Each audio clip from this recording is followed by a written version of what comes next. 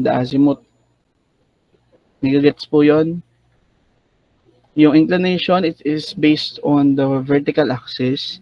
The azimuth is based on the north or the true north or the magnetic north. So all magnetic norths daw po give readings preferred to magnetic north. However, the final calculated coordinates are reference to either true north or the grid north. Yun yung other term for the true north. Okay, so we have different types or three types of well profiles. No, so it is described by three letters. We have the L, J, and S. No, so by the letter itself, you can already identify ano yung pinagkaiba-iba ng tatlo and how it is different with one another. Okay, so let's have a differentiation between these three. So we have first the L. Hmm.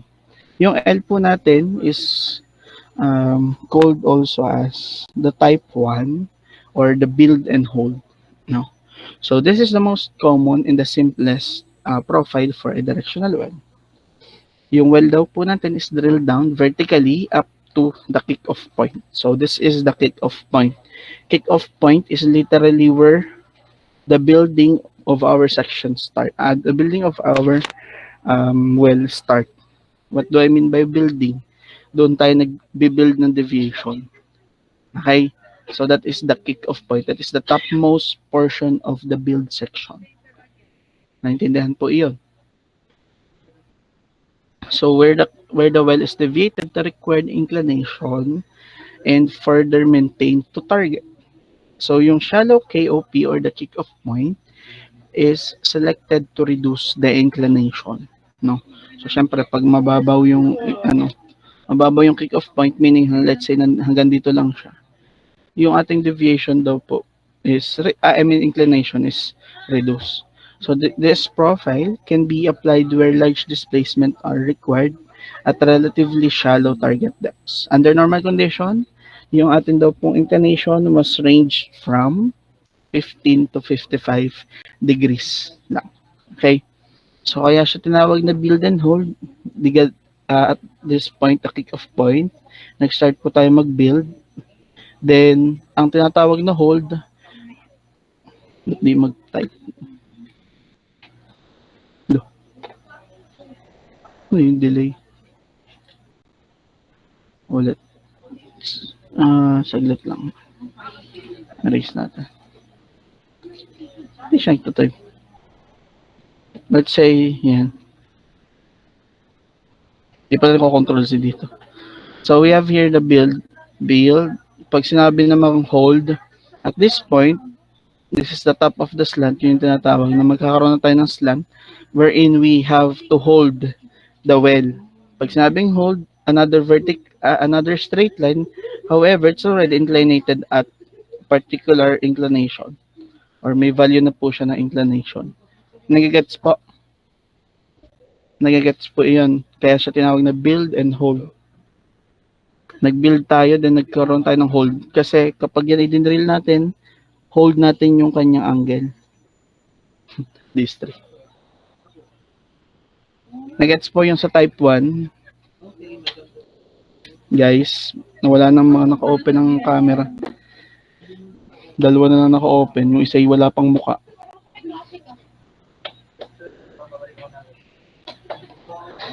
Okay, let's proceed with type 2. Sa type 2 naman, that is called naman the build, hold, and drop. So that is technically the S type. No? So as you can notice here, din sa una yung L. Ba't tayo siya, naglalag siya. Tamo, iba na sa inyo, sa akin hindi pa. Yan. Kaya dito sa L, more of, hindi naman siya mukhang L, pero technically yung kanyang geometry somehow related to L. For this point, yung sa S, more of mukha na siyang S, no? Kasi nagkaroon tayo ng build section here. I-laser point na nga lang din. We have a build section here. So this is technically the kick-off point, the start of the build section. Then we At some point, we have to hold yung ating well. So, once na ma-achieve na natin yung inclination required based on the drilling program, kung halimbawa sa drilling program, indicated kasi lagi doon yung inclination ng ating well. So, we have to hold it up until magkaroon tayo ng another hanging. So, it is more of nagde-deviate ulit tayo. However, we just, di naman maintain, we just bring it back to its original, na siya ay vertical, no? So, nagkakaroon tayo dito ng drop section, or yung green part is the drop section. Okay? So, the top of the drop is technically when you start to deviate again the well, no? So, as you can notice here, this particular type of well, ginagamit po siya, let's say, at this part here, merong, um, kumbaga merong, tawag dito, merong hard formation and you can't afford to drill it kasi yung halimbawa yung ating bit na ginamit is not designed for hard formation. So yun yung isang application niya. Another application, syempre, later on we'll be discussing yung mga applications niya. So may kanya-kanya naman po siyang gamit, no. So this profile daw po is somehow similar with type L or type 1 up to tangential section. So this is up pertaining to this one. After that, the profile enters in a drop-off section where inclination is reduced. So, nire-reduce natin again yung inclination, binabalik natin siya sa original. Kung siya i-vertical mo ulit, yung i-reduce ulit natin yung inclination po niya. And in some cases daw po, becomes vertical as it reaches the target. So, yung ina-expect natin dito would be more torque and drag. So due to this additional bending. So this is used when the target is deep but horizontal displacement is relatively small. No. So malalim siya pero in terms of horizontal displacement, maliit lang siya. Okay, so yung horizontal displacement is pertaining to the change in this x. If you are to have an analogy here of the x and y coordinate, we are pertaining to the x component. Okay.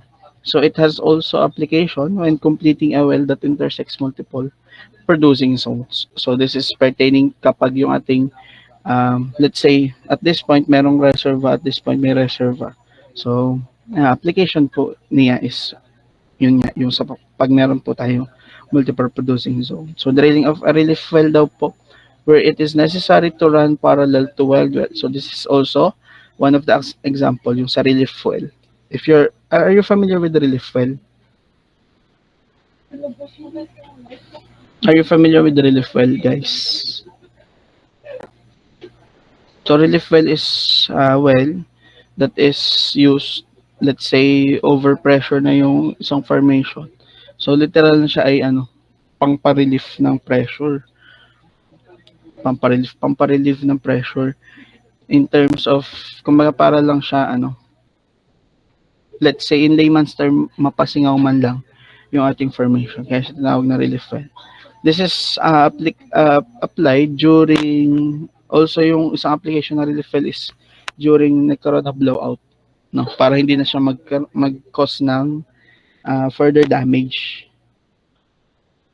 Then, we have the third one, type 3.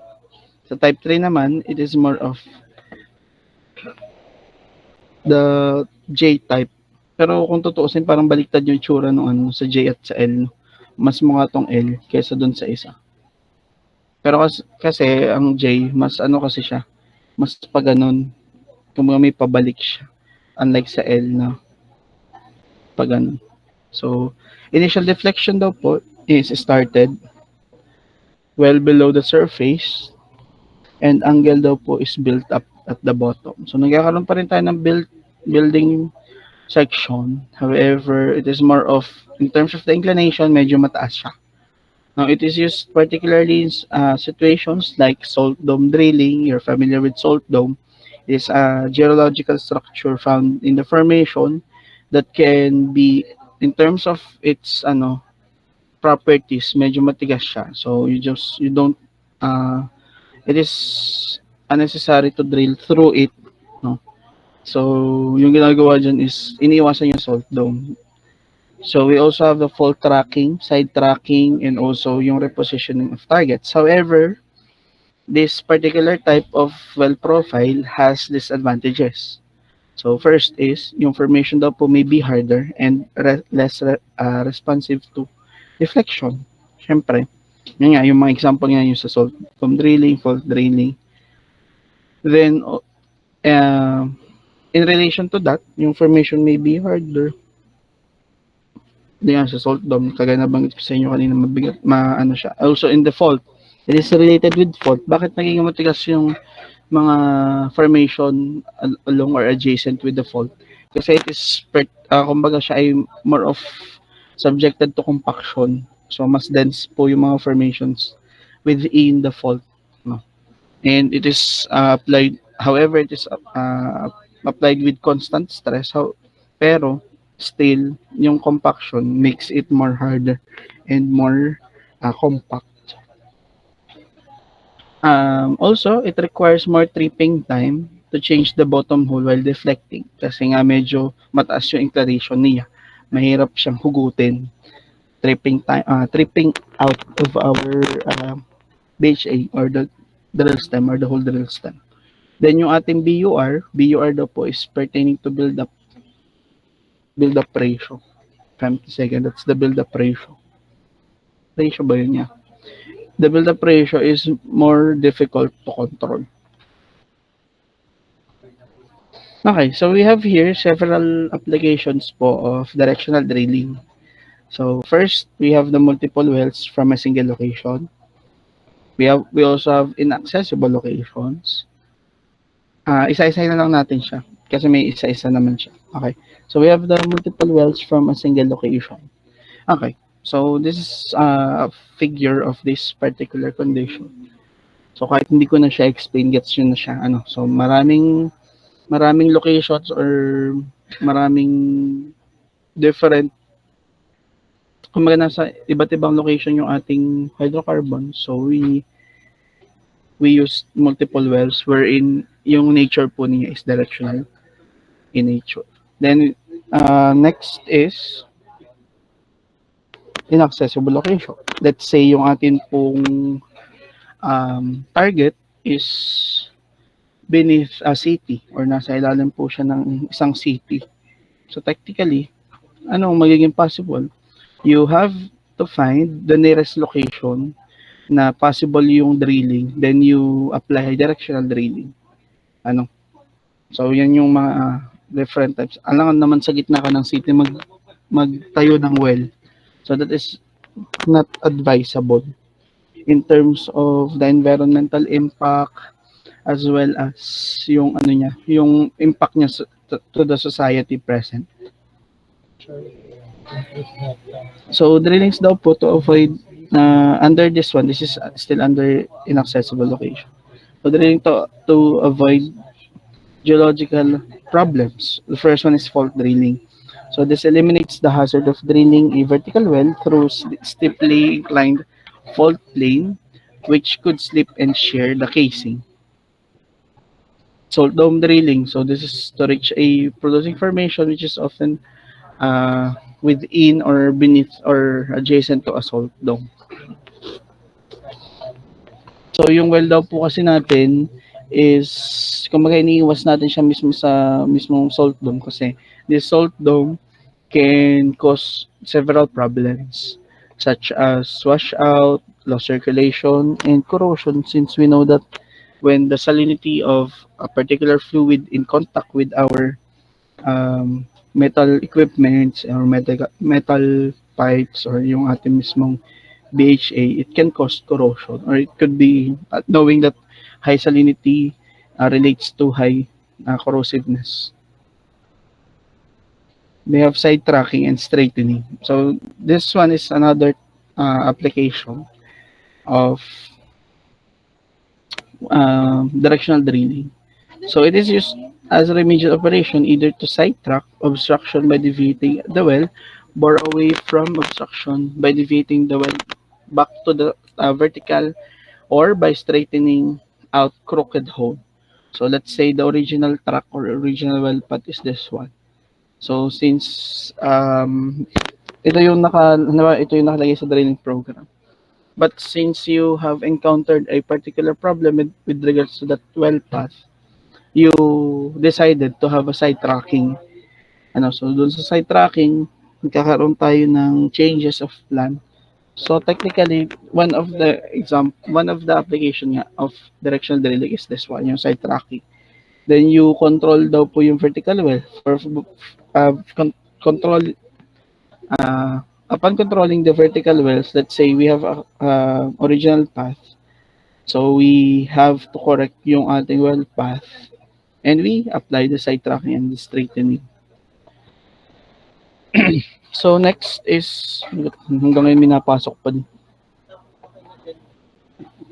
We have the relief well drilling. So for relief well drilling, let's say nagkaroon ng blowout doon sa ating producing well.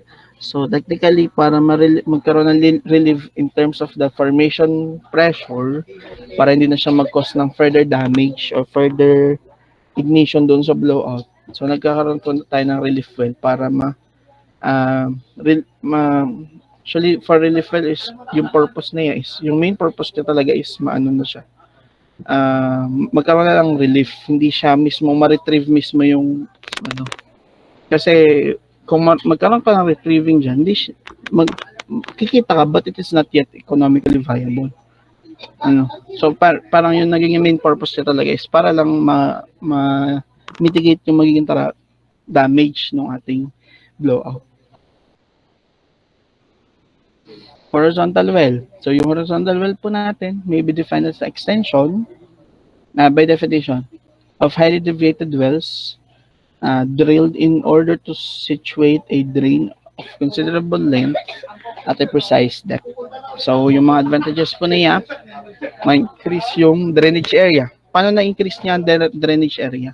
Let's say we have a formation or a pay zone that is thick in nature in terms of its thickness or reservoir thickness, medyo mababa siya.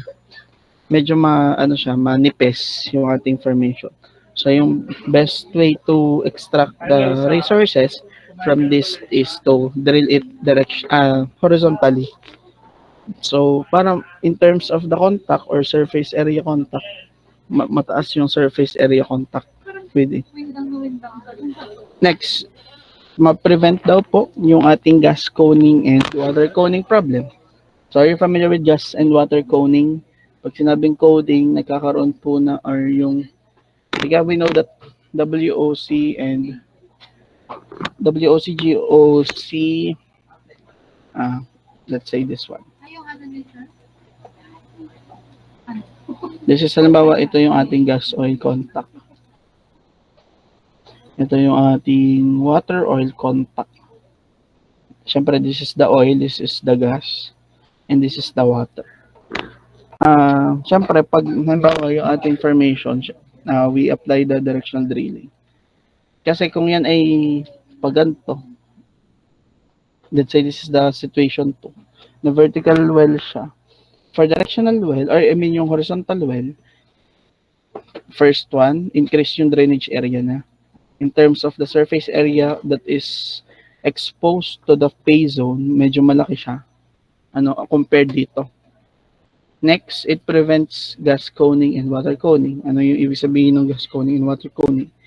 Pag dito ka kasi nag-drill, when you perforate this one, yung producing zone or yung pay zone niya,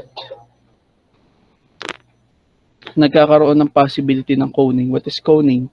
It's pertaining to, let's say, this gas coning. Yung gas, kumbaga, parang sumasapaw siya doon sa part ng water. Ng oil, I mean. Since we know that when comparing the two, gas and oil, we know that gas is more mobile than oil. In terms of the mobility is the ratio of permeability and viscosity. In terms of the mobility, Kumbaga mas mabilis gumalaw ang gas compared sa oil.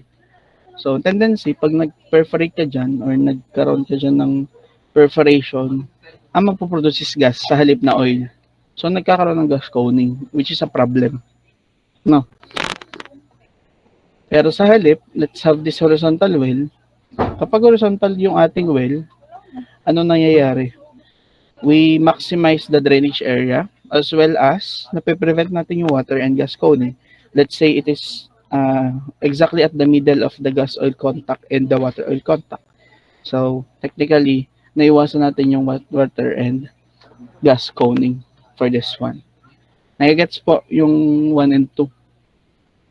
Yung first two advantages. Okay, third is increased penetration of the producing zone. So this is also pertaining to the drainage area or yung surface area exposed to the pay zone. Then it also increased the efficiency of enhanced oil recovery. So when we say enhanced oil recovery, let's say we have water flooding or siguro yung mga pagpa-flood ng mga chemicals, no? So for enhanced oil, yung kasi water flooding, it is under secondary, more of improved oil recovery siya. Pero for enhanced oil recovery, yan, let's say yung chemical. So nagkakaroon kasi ng tumataas yung sweeping efficiency. What do I mean by sweeping efficiency? Yung pag-move ng mga chemicals na ito para pag-move or kumbaga nadadala niya yung oil para mag-produce siya. So nagkakaroon tayo ng increasing efficiency in terms of EOR. Kasi yung efficiency ng EOR, it is quantitatively measured by the sweeping efficiency. Next, the last advantage naman po is to improve yung productivity in fractured reservoir by intersecting a number of vertical fracture. So that is somehow related to this figure here. No. So yung more of kapag mataas yung kanyang drainage area, mataas yung penetration in terms of its efficiency sa EOR, syempre na-improve niya yung productivity. Lalo na sa mga fractured reservoir. Okay. So we have different types for horizontal drilling, 3. So the 3 types, we have the long, medium, and the short radii or radius. So we have the long radius. So long radius pertaining to this one. So it is more of pertaining to this one. Yung parang anong term to? Anong displacement to? Horizontal displacement. This is the horizontal displacement. Long radius, we have the medium radius, and we have the short radius. So this is based on this radius. Kaya siya tinawag na radii. So more of plural ng radius. Okay. So in terms of this, what do you call this one? Check ko lang po. Anong tawag dun sa 2 degrees to 6 degrees per 100 foot? Anong tawag dun, guys? Sama ko it is connected with sino yun? Sino yung mimic? Ano yun? Sino yun? Sino yung mimic? Narinig ko na yung first word. Are you familiar? Sino yun? Jello. DLS or the dogleg severity. This is the dogleg severity. Di ba kita nyo yung, kaya siya dogleg severity. Kita nyo yung binti ba ang leg? Binti ba ang legs? Legs. Hita pala. Basta yung sa may paanong aso. More of siya. Di ba parang pag yun. Di na naman siya nagana. Naghang na naman siya. Saglit. Yeah. Yung dogleg severity, this is pertaining to the inclination, somehow related with inclination. However, it's measured per 100 foot. So, yun pong kanyang unit is, kakaiba yung unit niya, that's degree per 100 foot. Kasi literally you can have it as degree per foot. pero ang ginagamit nating unit for it is degree per 100 foot sa DLS or the dogleg severity. Okay, next we have the ERD or the extended reach drilling well. I'll be writing it para maano. We have the extended reach drilling or extended reach well or extended drilling well. The ERD well. In terms of ERD, ERD daw po, in this well, departure of the well is twice or more the TVD. So as you can see, medyo mas mahaba yung kanyang. So it is, if you classify it dito sa horizontal drilling, more of ano siya, mahaba yung radius niya or yung horizontal displacement. No? Kaya siya tinawag, mas mahaba siya compared doon sa kanyang vertical section. Kaya siya tinawag na extended reach drilling. So this is somehow applied.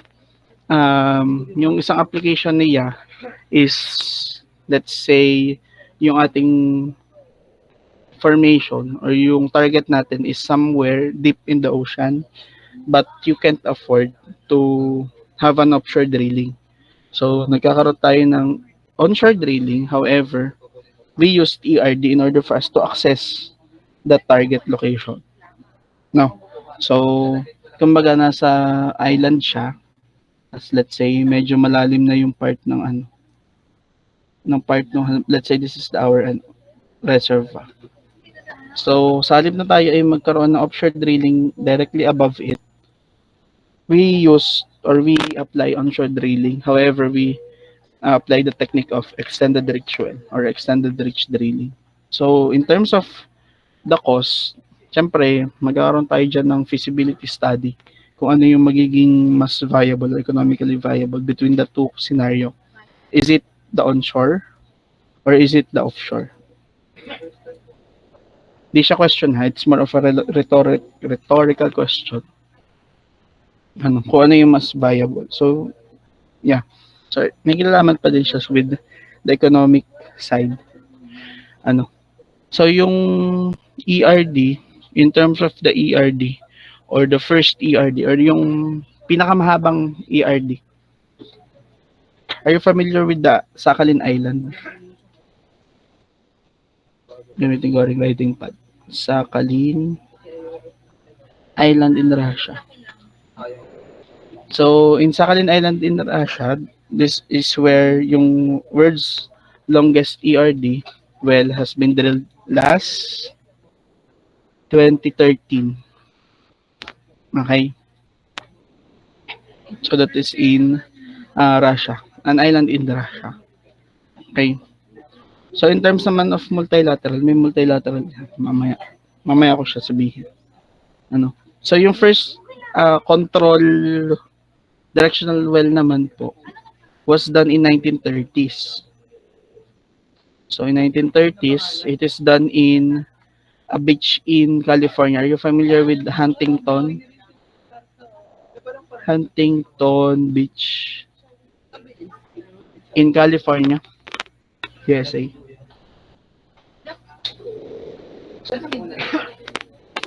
So this is where the first controlled directional drilling was done in Huntington. However, yung first directional drill talaga, however it's not controlled, is done naman in I think in Los Angeles City. Literally in the city. Within the city. No. Ayan. So we have the shoreline drilling. So this is one of somehow related with extended reach drilling. However, yung extended reach drilling kasi, let's say nandito yung ano, yung ating reservoir. So technically, magiging ganito yung tsura ng kanyang pag-drill. Yun. Erase ko nga. Saglit. Bakit hindi?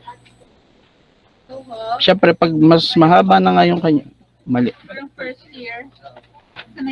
Pag mas mahaba na yung ano, radius, or yung kaniyang horizontal displacement sa kanyang vertical. So ERD na siya or considered na siya as ERD. So ito yung tsura kapag ERD. Pero pag shoreline drilling, same lang yung ano niya. Nasa onshore pero nasa offshore yung possible location ng hydrocarbons. Okay. So same lang siya nasa offshore, onshore. Onshore yung ating well, offshore yung ating target. Pero magkaiba yung application. Ito ay shoreline drilling yung nasa picture. Then extended reach is ito kapag ganito yung scenario. Next, we have the multilateral well. For multilateral well, um, multilateral well daw po is defined as a well, isa lang siyang well, that has more than one horizontal or near horizontal laterals drilled from a single site. So literal na nagbunga siya sa isang well. Yan yung tsura niya. So at all directions siya, hindi niya 2D lang kasi to eh. Pero at all directions, possible na at all directions. Pero ng well. Okay, so yung applications po niya, we have first, greater reservoir exposure. Since greater reservoir exposure, it drain more than one reservoir. It exploits irregular reservoir efficiently. Kasi normally, irregular po yung mga reservoir natin in terms of its shape and its location. So, literal na in terms of irregularity or heterogeneity, more of, yun, prevail yung mga ganong types ng reservoir. And it also speed up the reservoir drainage. Also, it reduce yung drilling cost per unit of length ng ating wellbore contacting the reservoir. In addition to this, it has the ability to obtain a given length of horizontal well in reservoir where drag would perhaps limit the length of single horizontal wellbore. So sa halip nga naman na mag-drill tayo ng maraming well, so isang well na lang siya na nag-route into different locations. Okay.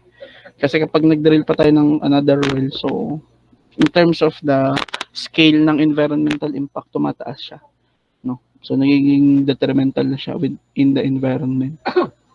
Next and last is yung reduction daw po in number of slots and thus the number of production platforms. So yun yung sinasabi ko din sa inyo. So in terms of environmental and also yung cost niya.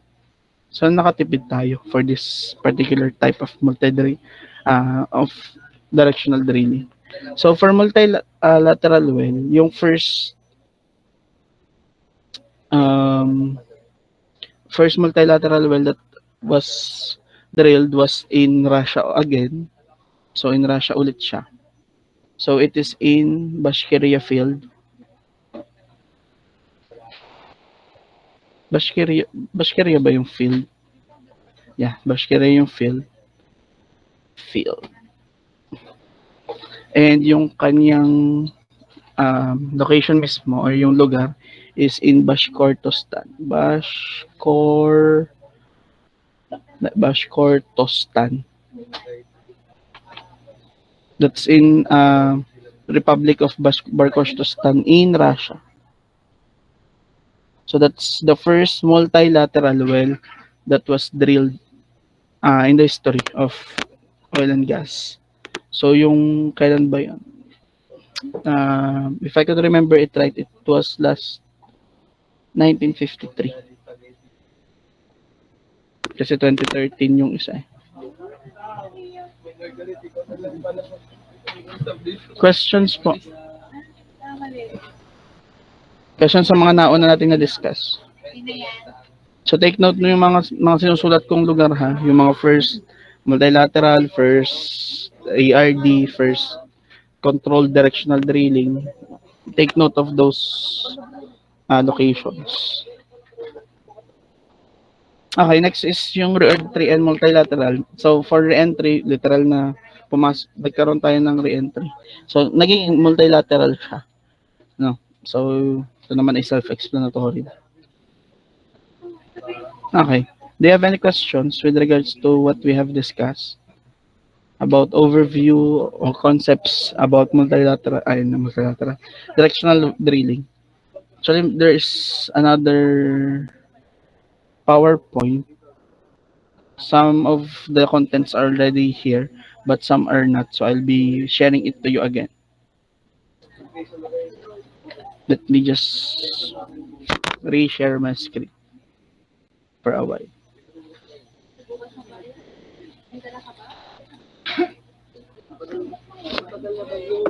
Ba, naka-open ang camera.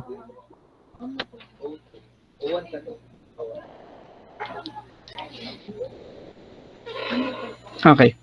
So this is another PowerPoint presentation that deals with directional drilling. Okay. So some of the contents were already mentioned or were already discussed on the previous PowerPoint. So I will be skipping those parts that were already discussed. Just like this one. Yeah. So we have non-petroleum applications for drilling or directional drilling. So we have first the mining industry, construction industry, and last is yung ating geothermal engineering. So in the Philippines, it is yung geothermal engineering or the geothermal industry is very prominent. We have there in Albay or in Bicol region. We also have in, if I'm not mistaken, meron din sa ano, within the Pinatubo vicinity. And yung sa Canlaon. So yun ang SAM. And also dito sa ano, yung pinakamalapit din sa May Laguna. If you're familiar with Maibarara, the geothermal ano, the geothermal plant there. So, yeah.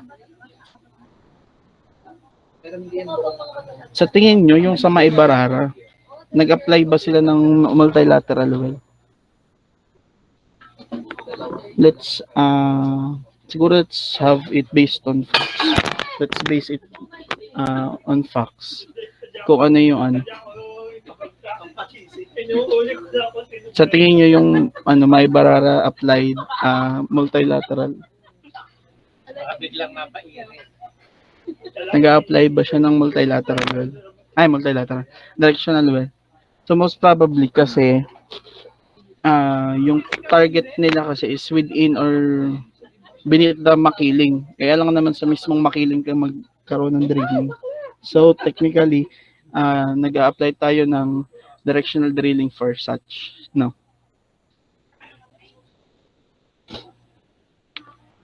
Next. Actually, ito yung na-discuss na din natin. So, skip na natin siya.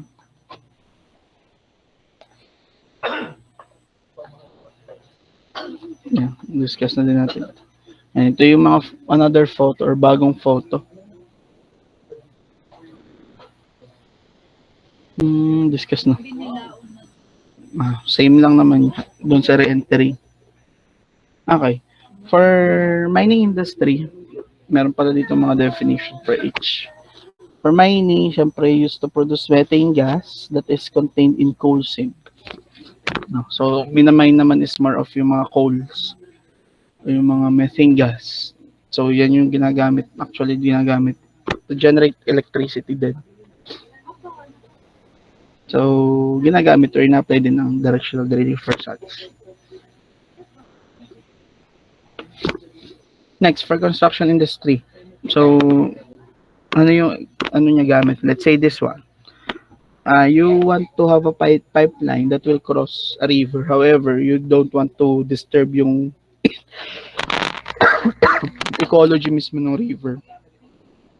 So, you just have to drill directionally. So, this is yung isang example niya.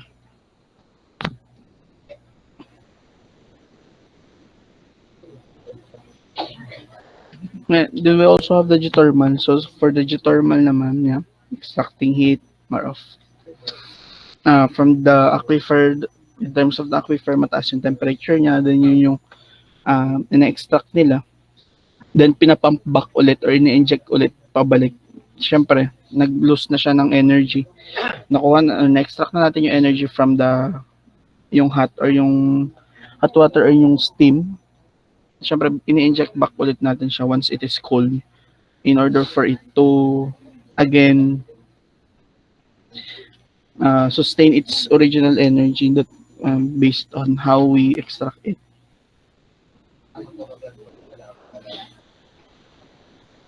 So yan. Ito yung example ng sun geothermal. Let's say limited lang yung space natin for our location. So dito lang siya within this one. So yung production well for the geothermal well. So nandito siya, vertical siya. Then for the injection well, syempre ilalayo mo yan. Kasi kapag yan inilapit mo, ang tendency is magkakaroon ng interference between the two wells which causes its production and which can be, syempre kung imagine nyo na lang yung principle na, let's say vertical din parehas yan. Imagine nyo, itong isa ay nahigop, yung isa ay nabuga. So magkakaroon siya ng, it can damage kasi this portion here is subjected to a large differential in pressure. Okay?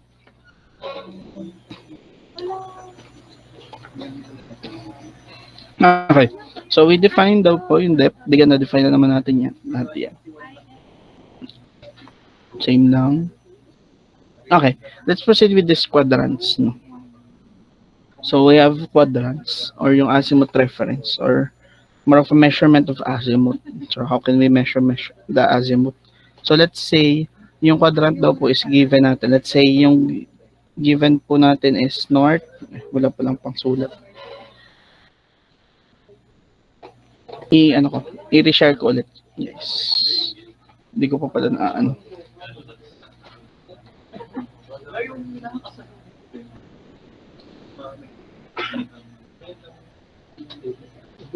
for a while.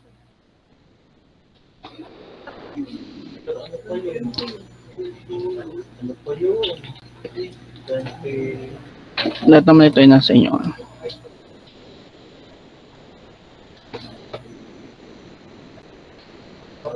Okay. So let's say we have here example. So let's say yung ating given for the angle is north 35E. So pag ganyan, yung azimuth po niya is literally yung XX or yung mismong 35 degrees. How about naman, let's say, south 35E naman. Pag south 35E, hindi na siya magiging 35. However, it would become 180 minus 35. So 180 minus 35, that's 145, tama? 145 siya. So bakit siya ganyan? Let's have it in X and Y coordinate. So this is north, this is east, this is, yes po, ay, hindi pala ako naka-share screen. Sorry.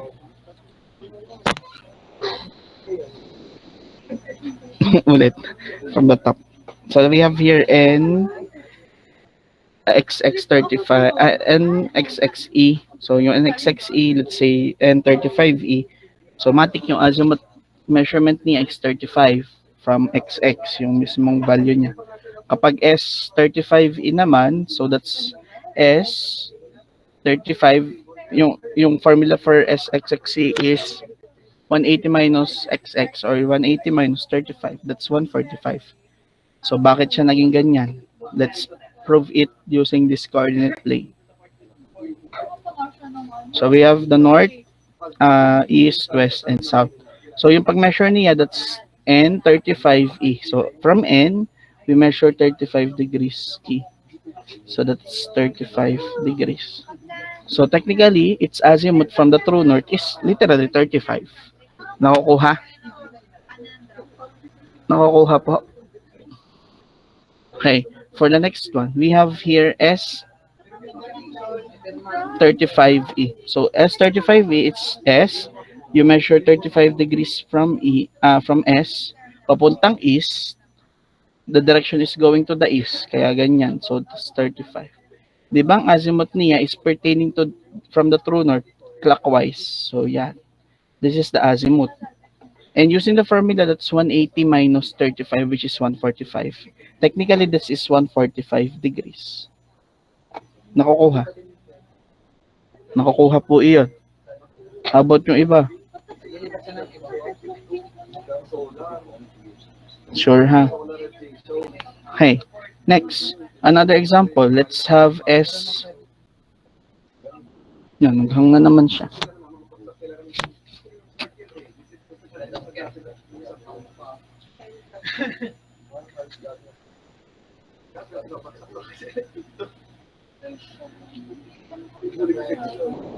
No, sorry. Let's say S.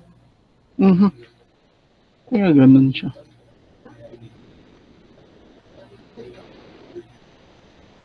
We have S35W naman.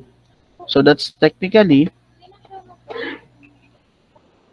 S, tapos 35 degrees, papunta naman sa direction ng west. So this is this one. Kaya ang formula niya is 180 plus yung value. So that's 180 up to the south, tapos plus kung ano yung value niya, 35. Kaya siya magiging 180 plus 35 or 215. 215 ba? Yeah, 215. Nagigets po. So doon naman sa NXXW, so let's say N35W, so that's 35 degrees from N papuntang west, from north papuntang west. So that's technically 360 minus 35. 360 minus 35, that is 325. So ito siya, ito yung tinutukoy niyang azimuth. Nagigets po. So that's azimuth by definition is its measurement of angle from the true north measured clockwise. Nagigets po. Nagigets po. Yung sa azimuth.